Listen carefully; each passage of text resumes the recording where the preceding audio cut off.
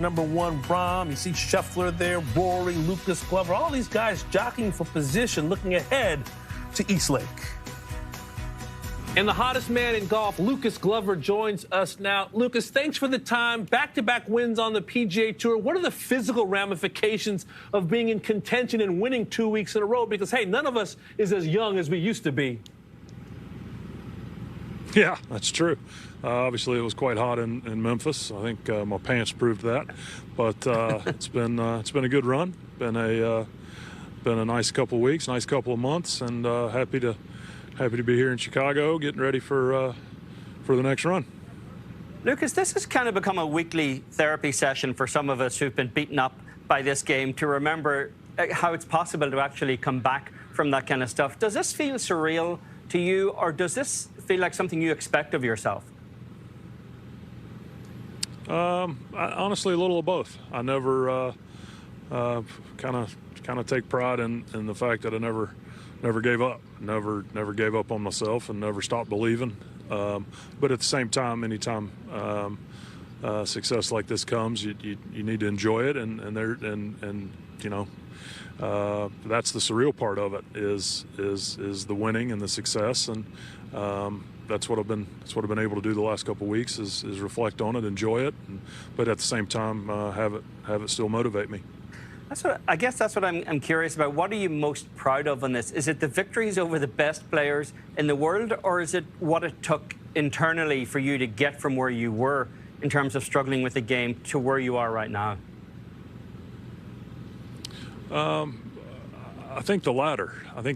Because it's been fun ever since the putter switch to actually go practice, and then to get some reward from the work and enjoy practicing and preparing again when it was so time consuming in a negative way before and seeing no results. But I knew it would take some hard work to get used to the long putter and the newness of it, but to see the results and reap the benefits has been worth it. Well, the rewards may continue with a potential spot on the Ryder Cup team. You don't strike me as a guy who's going to be, texting Zach, bothering him. You're letting your play do the talking. But how will you approach these next couple of weeks in knowing that carrot could be out there for you? Oh, yeah. Zach knows how I stand. I made that pretty apparent last Sunday night, and even more so this week. He knows I want to play. He knows I want to play for him and play on that team, and that's another motivator for me. I've been close before and let it consume me in a negative way and didn't play well because of that. So I got a different mindset this time and a different motivation, and so looking forward to the next couple of weeks and hopefully making an easy decision for him. And if it's not me, I'll cheer just as hard for my peers that represent our country. You've played for the red, white, and blue before, Lucas. You've been on President's Cup teams. What does that mean to you in terms of representing your country, particularly if you're going overseas where the Ryder Cup hasn't been won by America in 30 years? Yeah. I've always said I feel like that representing your country as an athlete is our highest honor, and I would relish the opportunity to do that. And going overseas doesn't change the fact that it's still golf, but away games are different, and I've never experienced a Ryder Cup, much less an away Ryder Cup. So, but it's got to be everybody's first time, one time. Well, speaking of our country, you are a U.S. Open champion who's playing on a U.S. Open golf course. For those wondering if you can make it 3 in a row this week, how does Olympia Fields fit your eye? First time here, so got a quick look last night and then again this morning, and it's really good as advertised. I've heard nothing but good things, and this golf course and this facility doesn't disappoint.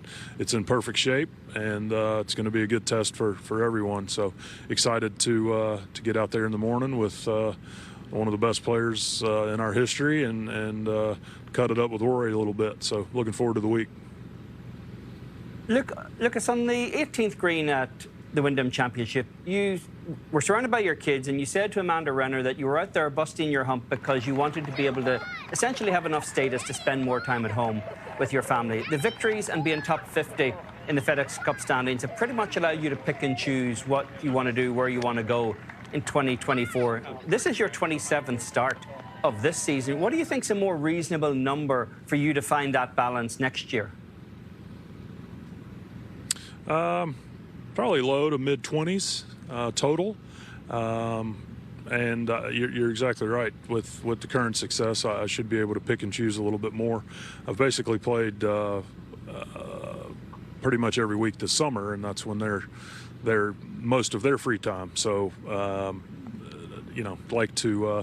like to be able to do a little more in the summertime with them. And we'll see. Schedule's still in flux as of now. Just don't know where I'll be and what they'll have planned and all that stuff. But I've earned the right to do that as of now. Lucas, I don't think you'll remember this interview, but about 16 or 17 years ago, I bumped into you under the old oak tree at Augusta National during Masters Week. I was doing a story for the New York Times on that tree where people meet and congregate and sometimes tell stories. And I asked you, Lucas, what do you think of this beautiful tree that we're standing under? And you said, I'm not much of a tree guy. And I love that quote, and I put it in my story. In the years that have passed, have you discovered the beauty of loblolly pines and oaks and magnolias? Are you a tree guy, or are you still not a tree guy? I'll tell you what, I'll be a tree guy in April. No doubt about it. Yes, you will. Yes, you. How much are you looking forward to going back to the Masters? Oh, always looking forward to it. I've been there when I wasn't playing and look forward to it. So it's a special place. I only grew up a couple hours from there, and kind of got knee deep into the history as a teen. So I love it. It's a special place and pretty close to home too.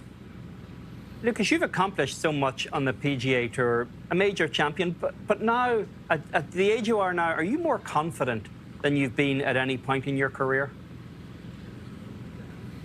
Well, confidence goes with confidence comes and goes, obviously, and as of right now, today, yes, but 3 months ago, probably as little as I've ever had. So, you just want to keep it and ride the momentum as much as you can, and that's what I'm trying to do right now. Well, Lucas, it's been so fun following this story and your success. Congratulations on all of it. Have a great week outside of Chicago.